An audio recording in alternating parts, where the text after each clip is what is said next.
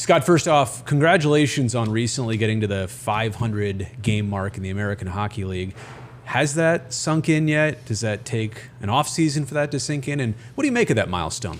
It's pretty cool. I didn't think into it too much. I kind of just show up and put my work in. But they add up quickly, I guess, or not so quickly 12 years later. But they start to add up, and it's really cool that I've been able to play a game for so long and kind of follow my dreams and my passion for all this time, and that it's kind of come full circle. I have a family that's involved now, and they've got to see some things, and it's been a really cool experience. Okay, so that was another question down the road here, but I'll just get to it right now. When you became a pro, I imagine, and I don't know this about you for sure, probably single, no kids, right? Yeah, life was different back then. Not single, but no kids. Okay, kids. We had a dog, Okay. And life was very different back then, yeah. So how do you manage adding all of the family stuff into your professional hockey career? You know what I'm saying? It requires so much of you. I know, being a father, being a parent, it's a huge life responsibility. And then, you're busy day, night, road trips, weekends, all that stuff with hockey. Yeah, it's easier in a sense, and it's harder in a sense. It's easier in the sense that when I get home, I can kind of turn my brain off or try to, and enjoy time with my wife and with my kids. And we stay so busy doing other things and, enjoying life outside the rink. And then in another sense, it can be difficult, like you mentioned, with travel and late nights and early mornings and young babies maybe not sleeping so well the night before a game, stuff like that. Right. But I have a very supportive wife who's done a great job kind of keeping things in line there, and both my kids are pretty good kids too, so that helps, and it's been a joy. I've felt this way in the working world. You tell me if it's the same way inside a hockey dressing room. Is it kind of a clear line sometimes, the players and the athletes who are parents and family people versus just the younger people who aren't there yet in life? It's two different lifestyles going on in there. Yeah, absolutely. You hear some of the chatter, in the dressing room, and it kind of makes you feel young again, which is nice. Right, like keeps you young, yeah. Yeah, that's kind of the fun part about it, is having all sorts of different dynamics in that dressing room, whether it's a 19-year-old or a 34-year-old, whatever it is. Right. But you kind of get all walks of life, and it's fun to have some of that chatter in there. In your own words, how is this particular season going for you? It's been a bit of an up and down season. It's been a little different than past years. We have a strong team here, and there's lots of young picks, so the role may have changed a little bit. But we're continuing to try to get better every day and trying to put this team in a good spot to have a good playoff run. And we've had some adversity as of late, but I think we're trending in the right direction, and hopefully we have a good, strong closing month here. When you came here at the beginning of last season, I imagine that you understand the writing's on the wall. They want you to be a leader. They want you to lean on your experience and help other younger players with that. When it comes to actually being a leader, we can talk about that all day long. What does that actually mean? Like, what is your actual experience in that?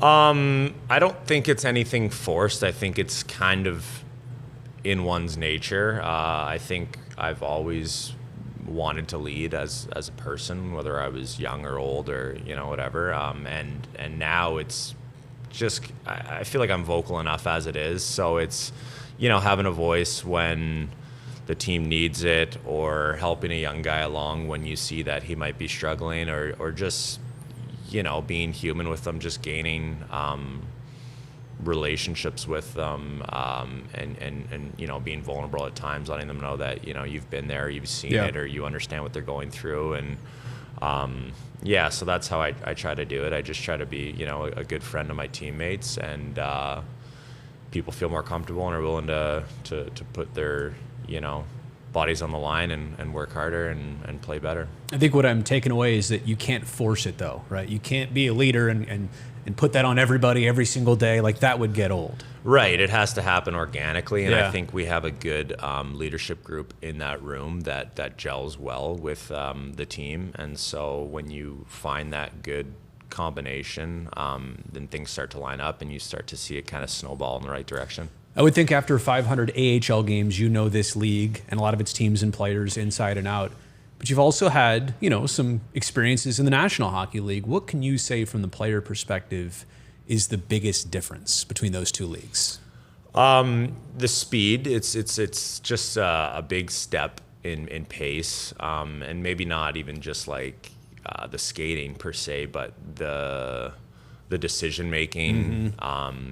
You know, the emphasis on tracking and on D and on and then, you know, the magnitude of the plays and mistakes, right? You're on the big stage, and you don't want to be the guy who's on the wrong side of, you know, whatever goal it might be. So it's, you know, when you break it down skill to skill, there may not be that big of a difference, but then you see the whole package, and yeah, there's definitely some differences. There's also some lifestyle differences, though, from being an NHLer to an AHLer. How do you quantify that? Yeah, absolutely. I mean, our travel here is decent. I've been in definitely much worse places, but that is a big one, I would say, is the travel. Fewer bus rides now than ever, right? Yes, exactly. And the 3-and-3's kind of gone, and they're making things easier on us. So that's definitely a nice change. But, you know, the travel and just the schedule. I mean, you know, the NHL is 82 games, and they're playing almost every other night when they get going. So it's a tough, strenuous schedule. And so you almost need, you know, the easier travel and the better accommodations and that to kind of make up for all those extra games. But yeah, they definitely both have their challenges. I read that you spent an entire season, a full season, living in a hotel room. Was that the year you were in Stockton? Yeah. I mean, I can't even imagine how difficult that is, right? And you just didn't know, right? You couldn't commit, they couldn't commit. So, but living in a hotel room for, I guess, what was that, 6 months approximately? Even that life experience alone, I don't think most people have ever had that, let alone live in a hotel room and, try and compete on a night-to-night basis. That's a lot. Yeah, absolutely it is. Yeah, that was the year I was on 3 PTOs. Not to underplay it, but it was an extended stay. It wasn't so bad. It was a little better than your standard, you know, double bed room. Right. But it's not your house, though. It's not a home. You know? Yeah. There's definitely less comfort in it. But you know, it's kind of the job you sign up for, and it's part of chasing that dream. Sure. So you know, there's always sacrifice that you have to commit to over the years, and that was one of them. So I really enjoyed my time that year, and I would stay in a hotel for another 8 months if I had to. Do what you got to do. Exactly. You seem like a pretty savvy guy. Are there any road trip hacks you would have for the common traveler, let alone the hockey player? You've been around a lot. Yeah. I have one that I like to do. You get into the hotel room, and sometimes those curtains aren't sitting just right. You go and you get that hanger with like the clips on it, and you can kind of clip the curtain together. You're a blackout curtain guy. Exactly. Me too. That's the one that, you know, over the years I've roomed with different guys, and you know, some of them will be like, "What are you doing over there?" I'm like, "Well, this is how you get it to black out and get your best sleep, right?" And sleep's one of the big building blocks, so we got to make sure we're getting good sleep. We got the same trick. I didn't even think about that. There you go. Another one is and you should iron your shirt, but if you want to pre-iron your shirt, hang it up in the bathroom while you take a steamy shower. Absolutely. The other one is, and you go into so many hotel rooms, you forget what floor, what room am I in. When they give you the little key card, when they give you the envelope as a player, rip off the part where it's got your room number, put that in your wallet next to the key, because when you come back, it's like, how embarrassing is it to come back to the hotel and say, I don't even know where my room is? Yeah, I usually take a picture of my little packet. That's a good one too. That's a good one too. All right, back to hockey real quick to close this out. And I mean, you mentioned the type of season that this team is having. They haven't been to the playoffs in a couple of years. Are you starting to sense, as we get closer here down the stretch, that there's a hunger, there's a push, there's a specific desire for this entire team, not just to be good, but to make the playoffs? Absolutely. I think as a hockey player, you know, you're waiting for these moments. This is the exciting time. This is the exciting part. Everyone wants to play meaningful hockey, and you know, we're just around the corner. I mean, we're in it now, but you know, the playoffs are just around the corner. Yeah. Yeah, it's a fun time of year. It's the best time of year. You play to try and win championships, and that's what we're here to do. So hopefully we can put together a good push. All right, a couple hundred more games for you, hopefully, and some in the NHL. Let's do that. Scott, thank you. Thank you.